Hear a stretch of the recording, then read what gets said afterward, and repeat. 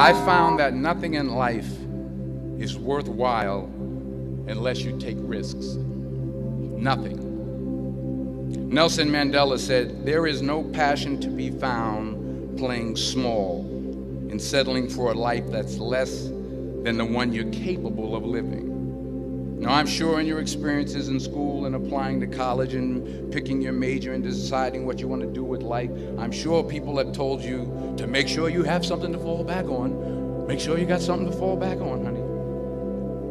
But I never understood that concept, having something to fall back on. If I'm going to fall, I don't want to fall back on anything except my faith. I want to fall forward. I figure at least this way I'll see what I'm going to hit. Fall forward. This is what I mean. Reggie Jackson struck out 2,600 times in his career, the most in the history of baseball. But you don't hear about the strikeouts. People remember the home runs. Fall forward. Thomas Edison conducted 1,000 failed experiments. Did you know that? I didn't know that. Because the 1,001st was the light bulb. Fall forward. Every failed experiment is one step closer to success. You've got to take risks, and I'm sure you've probably heard that before, but I want to talk to you about why that's so important. I got 3 reasons, and then you can pick up your iPhones.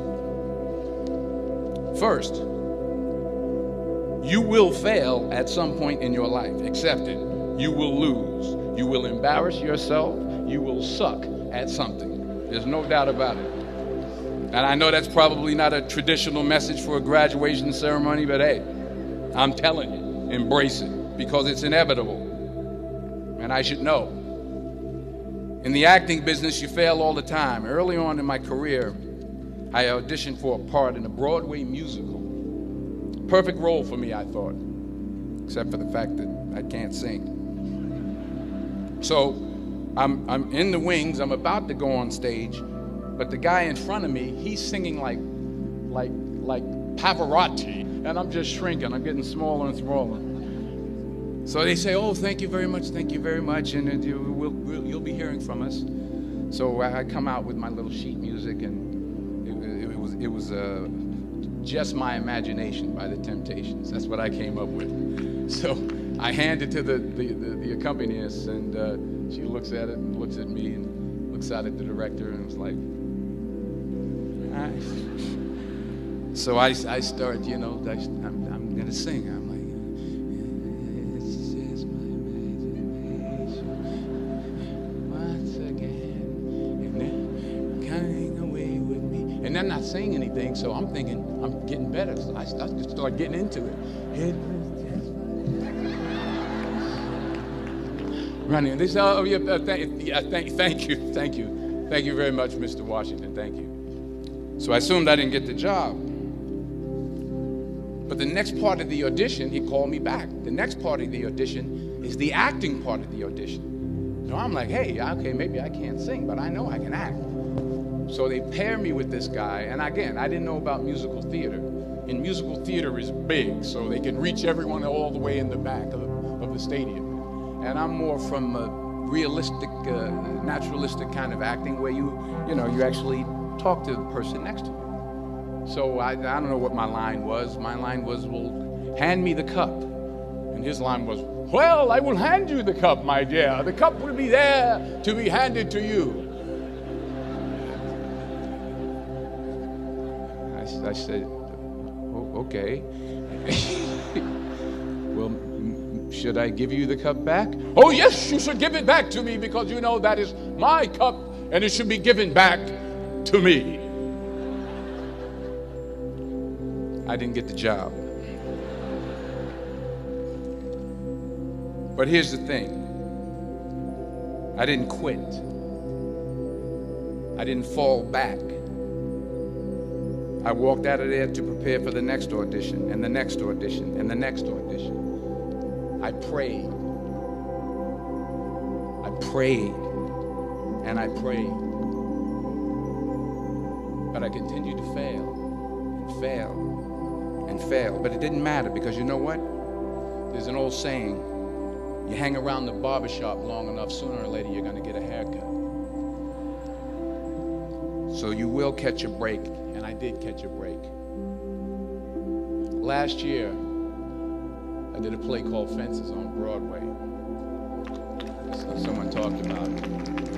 Won the Tony Award. And I didn't have to sing, by the way. But here's the kicker. It was at the Court Theater. It was at the same theater that I failed that first audition 30 years prior. The point is, and I'll pick up the pace, the point is every graduate here today has the training and the talent to succeed. But do you have the guts to fail? Here's my second point about failure. If you don't fail, you're not even trying. I'll say it again. If you don't fail, you're not even trying. My wife told me this great expression. To get something you never had, you have to do something you never did. Les Brown's a motivational speaker. He made an analogy about this. He says, imagine you're on your deathbed, and standing around your deathbed are the ghosts representing your unfulfilled potential. The ghost of the ideas you never acted on. The ghost of the talents you didn't use. And they're standing around your bed, angry, disappointed, and upset. They say, we came to you because you could have brought us to life, they say. And now we have to go to the grave together. So I ask you today, how many ghosts are going to be around your bed when your time comes? You've invested a lot in your education, and people have invested in you. And let me tell you, the world needs your talents. Man, does it ever. I just got back from Africa like 2 days ago, so if I'm rambling on, it's because I'm jet lagged. I just got back from South Africa. It's a beautiful country, but there are places there with terrible poverty that need help. And Africa is just the tip of the iceberg. The Middle East needs your help. Japan needs your help. Alabama needs your help. Tennessee needs your help. Louisiana needs your help. Philadelphia needs your help. The world needs a lot, and we need it from you. We really do. We need it from you young people. I mean, I'm not speaking for the rest of us up here, but I know I'm getting a little grayer. We need it from you, the young people, because remember this. So you got to get out there. You got to give it everything you got, whether it's your time, your talent, your prayers, or your treasures. Because remember this, you will never see a U-Haul behind a hearse.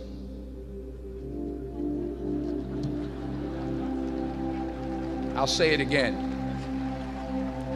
You will never see a U-Haul behind a hearse. You can't take it with you. The Egyptians tried it, and all they got was robbed. So the question is, what are you going to do with what you have? I'm not talking about how much you have. Some of you are business majors. Some of you are theologians, nurses, sociologists. Some of you have money. Some of you have patience. Some of you have kindness. Some of you have love. Some of you have the gift of long suffering. Whatever it is, whatever your gift is, what are you going to do with what you have? All right, now here's my last point about failure. Sometimes it's the best way to figure out where you're going. Your life will never be a straight path. I began at Fordham University as a pre-med student. I took a course called cardiac I still can't say it. Cardiac morphogenesis. I couldn't read it. I couldn't say it. I sure couldn't pass it. So then I decided to go into pre-law, then journalism. And with no academic focus, my grades took off in their own direction. Yeah, down. I was a 1.8 GPA one semester, and the university very politely suggested that it might be better to take some time off. I was 20 years old. I was at my lowest point. And then one day, and I remember the exact day, March 27th, 1975, I was helping my mother in her beauty shop. My mother owned a beauty shop up in Mount Vernon. And there was this older woman who was considered one of the elders in the town. And I didn't know her personally, but I was looking in the mirror, and every time I looked at the mirror, I could see her behind me, and she was staring at me. She just kept looking at me. Every time I looked at her, she kept giving me these strange looks. So she finally took the dryer off her head and said something I'll never forget. First of all, she said, "Somebody give me a piece of paper. Give me a piece of paper." She said, "Young boy, I have a prophecy, a spiritual prophecy." She said, "You are going to travel the world and speak to millions of people." Now, mind you, I'm 20 years old. I'm flunked out of school. In fact, like a wise ass, I'm thinking to myself, maybe she's got something in that crystal ball about me getting back into school next fall. But maybe she was on to something, because later that summer, while working as a counselor at a YMCA camp in Connecticut, we put on a talent show for the campers. And after the show, another counselor came up to me and asked, "Have you ever thought about acting? You're good at that." So when I got back to Fordham that fall, I got in and I changed my major once again for the last time. And in the years that followed, just as that woman prophesied, I have traveled the world and I have spoken to millions of people through my movies. Millions who up till this day couldn't see me, who up till this day I couldn't see while I was talking to them, and they couldn't see me. They could only see the movie. They couldn't see the real me. But I see you today, and I'm encouraged by what I see, and I'm strengthened by what I see,